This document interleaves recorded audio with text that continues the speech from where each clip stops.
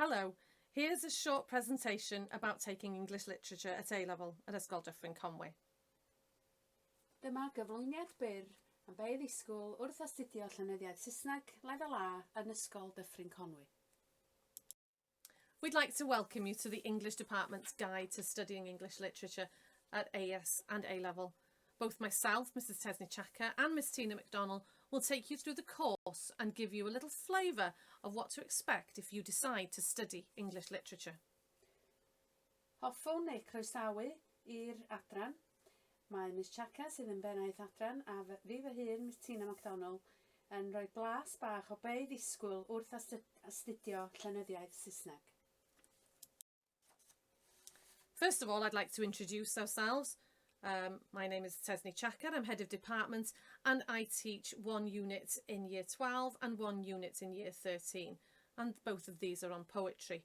Miss Julie Hall teaches the Prose and Drama unit in Year 12 and Miss Tina MacDonald teaches 2 units in Year 13, the Shakespeare and Prose Study. Hoffwn gyflwyno ni ein tair sydd yn dysgu Lefel A.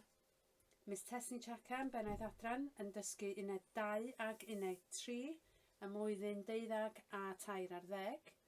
Mae Miss Julie Hall yn dysgu uned 1 ym mlwyddyn 12 a fy hun Miss Tina MacDonald yn dysgu uned 4 ag uned 5 ym mlwyddyn 13. So why take English Literature?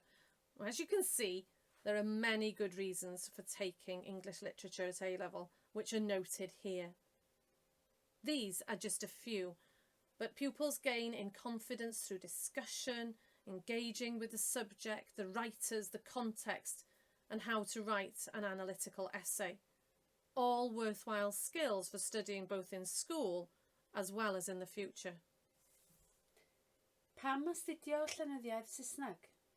Wel, mwyn datblygu hyder wrth drafod, datblygu iaith, darllen ystod o lyfrau diddorol a dadansoddi iaith a llenyddiaeth. Mae'r sgiliau'n werthfawr i'r dyfodol a tra'n astudio yn yr ysgol fel y gwelwch. So what are the course requirements? Well, the change from GCSE to A-level is quite a step. Therefore, we would like it if you have reached at least a grade B at GCSE, as you will find the work and essay writing similar to what you've already been doing. However, we will consider pupils on an individual basis. Felly beth sydd ei angen? Mae'n dipyn o naid o tygau i Lefel A, a mae gofyn i gyrraedd o leia B yn tygau mwyn dygymod ar cwrs. Gwaith sgwennu a darllen yn eithaf tebyg yn Gymraeg a Saesneg, a fodd bynnag fe fydden nhw'n cysidro unigolion sydd â diddordeb yn gwneud y cwrs. So these are the texts we study. It might be useful to do a bit of research or even some reading beforehand. Dyma'r llyfrau astudwyd ym mlwyddyn 12. Byddai'n syniad da pe bai chi'n neud gwaith ymchwil cyn cychwyn y cwrs mwyn eich helpu. There's plenty of information online to be found about the authors, and this will certainly help with understanding their life and their work.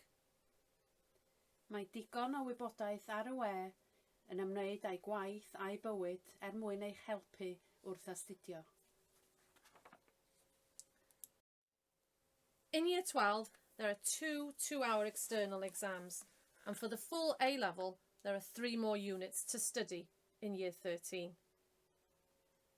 Ym mlwyddyn 12, mae 2 arholiad allanol o 2 awr, ac ym mlwyddyn 13 mae 3 uned i astudio mwyn ennill y cymhwyster. Here's a brief overview of the Year 13 course.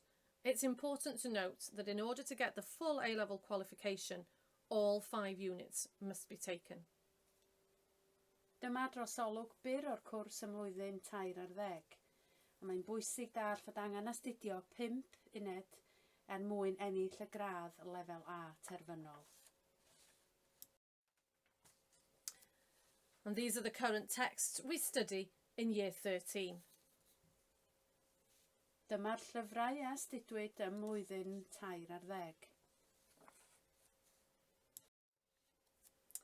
Well, if we haven't persuaded you, then maybe it's a good idea to read what some of the pupils have said about the course. Os nad ydych wedi eich perswadio erbyn hyn, be well na gofyn am farn yr rhai sydd wrthi'n astudio ar hyn o bryd.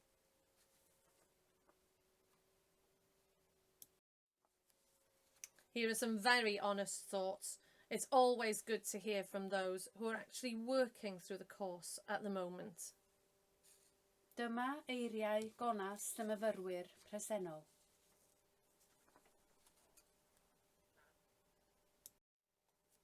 Well, thank you for listening, and I hope we've given you some idea of what to expect from the English Literature course, and we look forward to seeing you soon. Diolch am wrando. Edrychwn ymlaen eich croesawu i'r cwrs yn y dyfodol agos.